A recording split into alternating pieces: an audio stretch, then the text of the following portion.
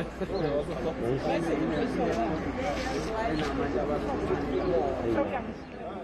Parliament that broke out yesterday in the early hours of the morning. We have been giving you regular briefings as well as statements from both Parliament and the Ministry of Public Works and Infrastructure. And this is one also in the series of updates that we've been giving since yesterday. So the presiding officers have arrived in Parliament, and I wish they are here. They've been briefed this morning together with the Minister of Public Works by various stakeholders with regard to the updates on the fire throughout the night and up to now. So just wish to introduce the presiding officers as well as the Minister, starting with the Speaker of the National Assembly, Mayor Nosibuye Mabisa Nyakula, the Chairperson of the National Council of Provinces, Mtate Amos Masondo, the Minister of Public Works and Infrastructure, Mayor Patricia Dili. Also, they are accompanied by the Deputy Chairperson of the National Council of Provinces, Ms. Sylvia Lucas, as well as the House Chairpersons from both Houses of Parliament, Mayor Winnie Ngwenya, who is the House Chairperson for International Relations and Member Support, and then closest to me, the Chairperson or the House Chairperson for Committees in the National Assembly, that Cedric Frolic. So we are joined by some of the media who could not be here from around the country on Zoom. So we will be juggling both the questions from here as well as from the virtual platform. So without further ado, I wish to invite the Chairperson of the National Council of Provinces to present the statement. Thank you very much. Afternoon, and greetings to all of you and all the media persons who have attended this important briefing. We have just been in a briefing meeting with some of the role players on this devastating incident of fire that gutted some important buildings of the Parliamentary precinct and its aftermath. We are indeed deeply saddened by this incident. We are pained by the damage to the old Assembly chamber and the National Assembly chamber and all the critical offices of Parliament, which is the national key point and the legislative seat of our country, whose value is beyond any measure.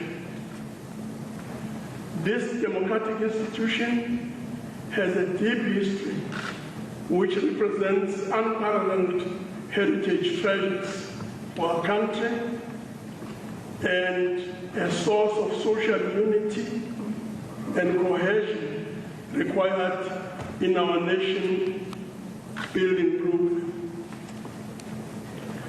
We can confirm that one of the biggest losses that the people of South Africa have suffered in this fire is the complete burning down of the National Assembly chamber, a seat of crucial plenary settings of the National Assembly, and joint sittings of the two houses, the National Assembly and the National Council of Provinces.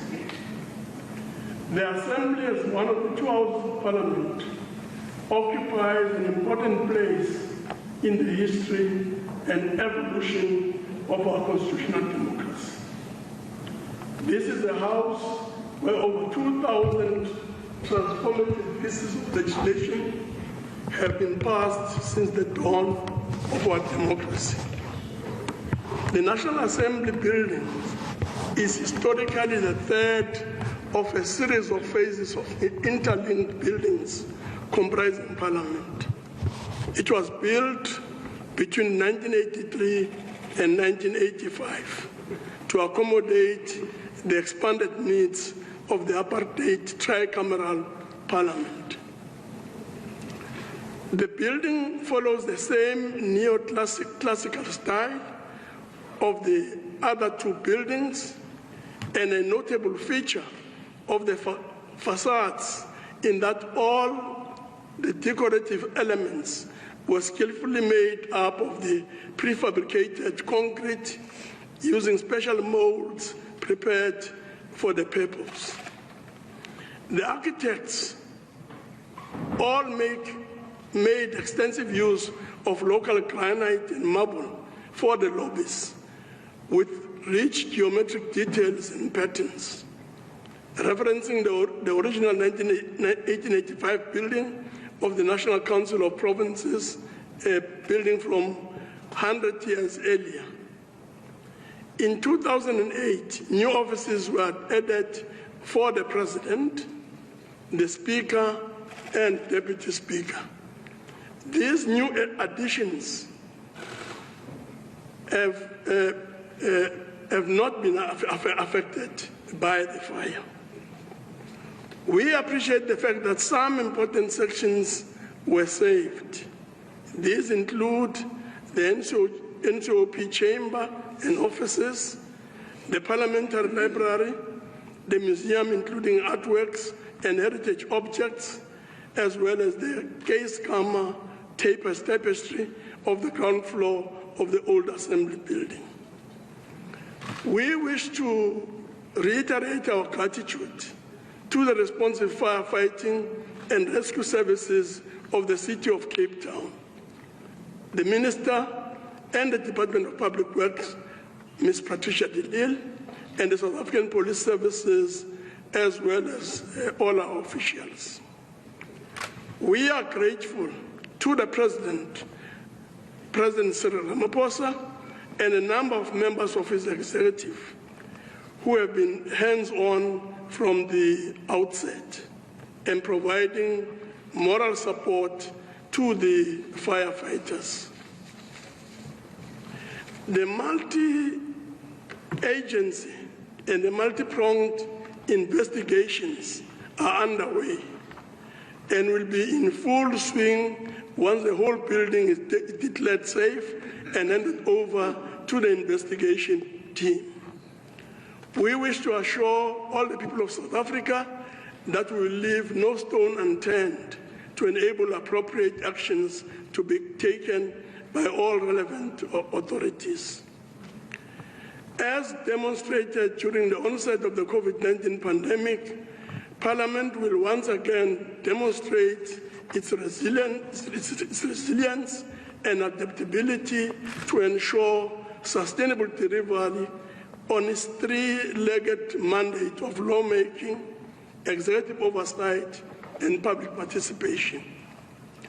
This is just another phase that requires that resilience to ensure that the work of Parliament carries on with minimal disruption, in consultation with other arms of the state, including the Presidency and the custodian of public facilities, the Department of Public Works.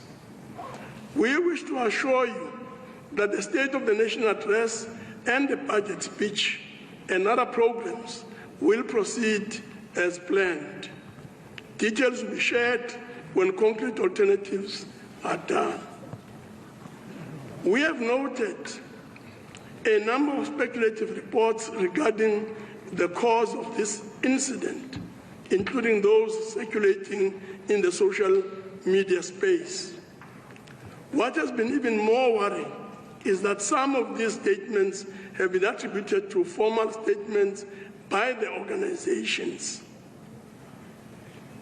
We reiterate our appeal for calm, caution against any speculation, and encourage everyone to afford both the law enforcement authorities and forensic teams the space to investigate and provide the much-needed conclusive information.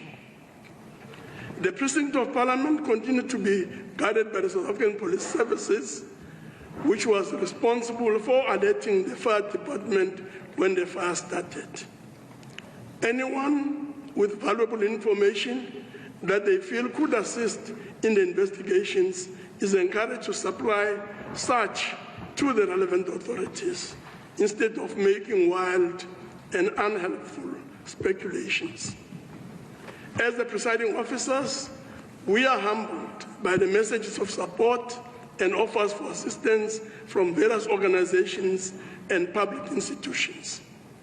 We have received offers from both the provincial and local governments in the Western Cape for the temporary use of their office space and meeting rooms.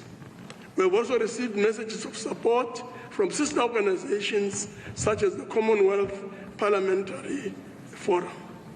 Thank you very much. Thank you very much. Yes. Thank you very much, Chairperson of the NCOP. I'm now going to hand over to the Minister of Public Works, Mayor Patricia Didit. Over to you, Minister. Thank you. Good afternoon again to everyone. Just some additional information. This morning, the Department of Public Works and Infrastructure brought in a team of engineers. A team of engineers that include electrical engineers, structural engineers, and also mechanical engineers, together with an architect. Included in the team, we also have some young professionals that will also be learning from the experienced team that we brought in. For today, they could not gain access to the fire scene.